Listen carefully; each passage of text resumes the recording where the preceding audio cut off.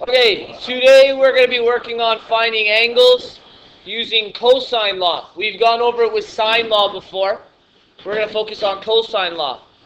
We discussed before how the textbook will give you three different formulas. I told you really just need to memorize one of them and just focus on renaming a triangle to whatever the unknown side is. We call that side C. Well, that is still going to apply here, except instead of solving for this unknown side, we're going to solve for this unknown angle. Again, they've given you another formula, which is just this formula reworked. As long as you memorize this and you're okay with your algebra rules, we can just use this one formula. Less things to memorize this way. Okay, this way we just apply our knowledge. I have a triangle here, and the question says to solve the triangle. Well, we have the measurements of all three sides. So what we need to find is the three interior angles. I'm going to name this triangle, and when I name this triangle, I'm going to name it in reference to our C being the side we want to solve for. So that's still the case in cosine law. So I've decided I want to solve for the angle at the top, which means I'm going to call this our angle C. Okay? Which means, by correspondence, this must be side C.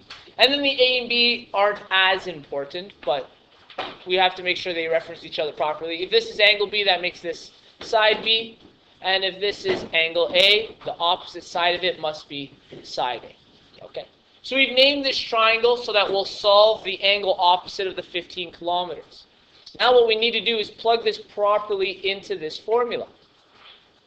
Since we've named it ABC, our side C is 15 kilometers squared, okay, so that's this part of the formula, is equal to side A is 10 kilometers squared, plus side B is 16.5 kilometers squared, minus 2 times A, which is 10, times B, which is 16.5, and all multiplied by cos. And now this is the unknown, our C.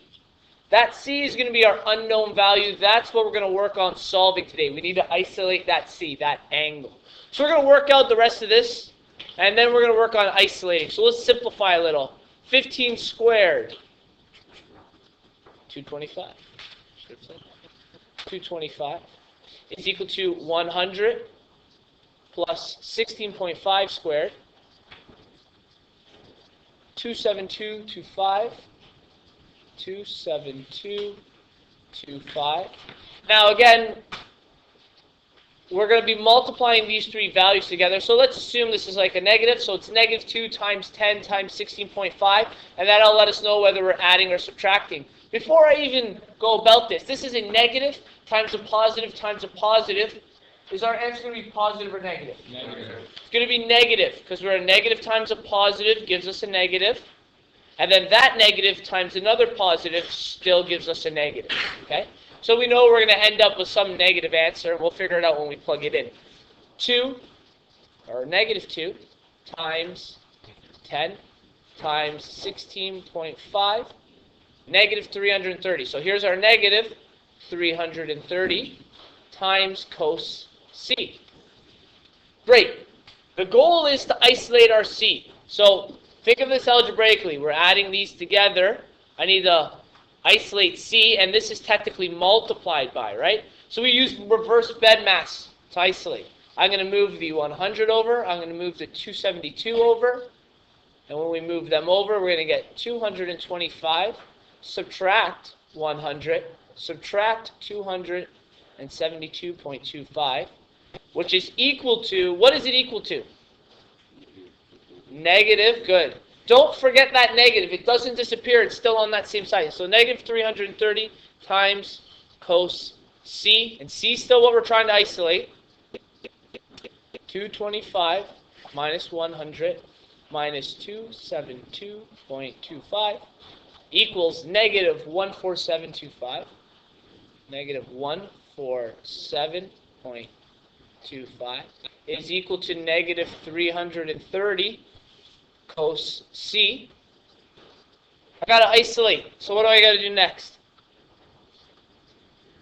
That's right. We need to divide both sides by negative 330.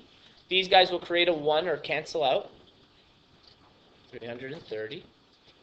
So take our value we had up here before, divide it by 330 negative. Positive 0.462.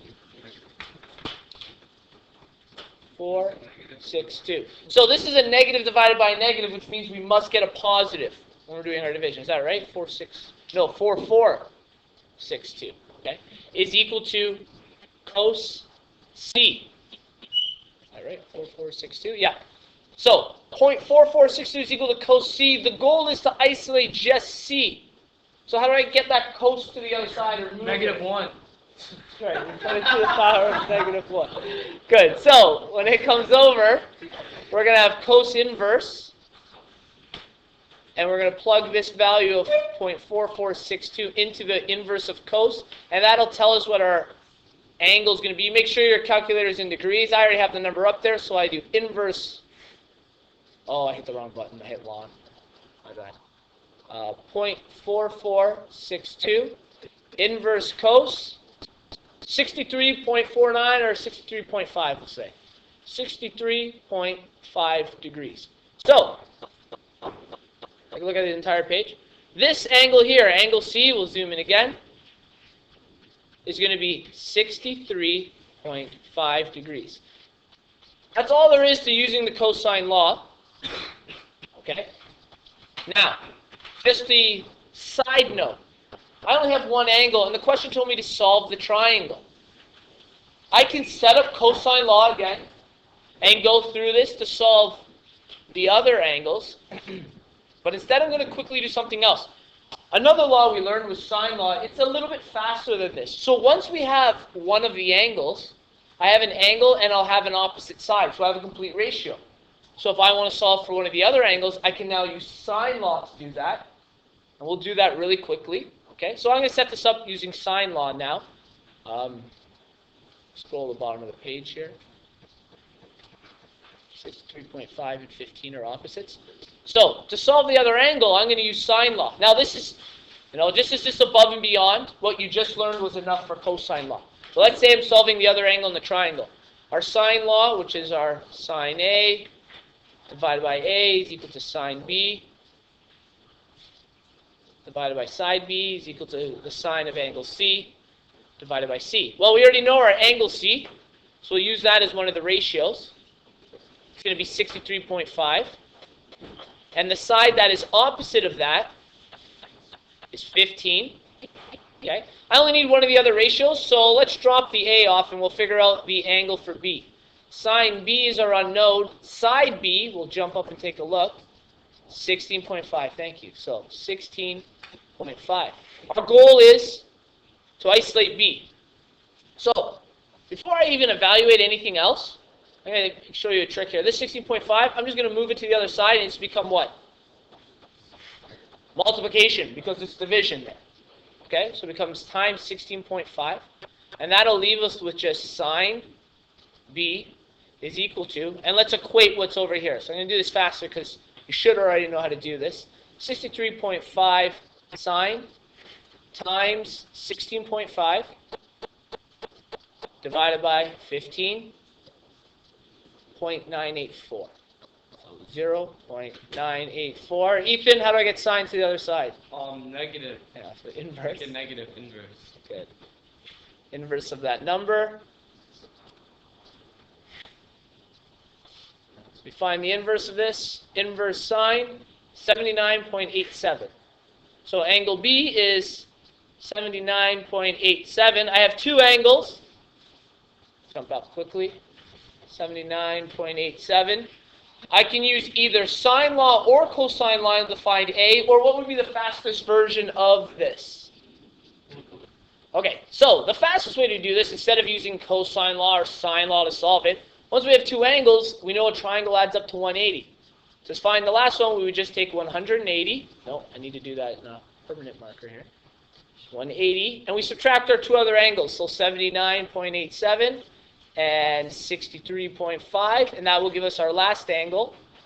So 180 subtract 79.87 subtract 63.5, 36.63. 36.63. So those are our three angles. 1, 2, 3. Okay. Cosine law is the one that essentially takes the longest to do. From there, we don't need to use it again. We can just jump to sine law. And then for the last one, just subtract from 180. Whoops, wrong button.